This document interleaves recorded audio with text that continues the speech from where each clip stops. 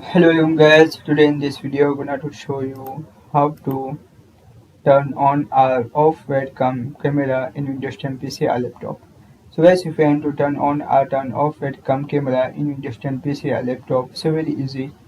Firstly click on start, click on settings, click on privacy, after click on camera and here option allow apps to access your camera. So if you want to disable or turn off slash to off position, and if you want to turn on or enable slash to on position. That is. So guys, this is very simple and easy method if you want to turn on or off webcam camera in distant PC or laptop. Thank you for watching this video. Please subscribe to my channel for latest update.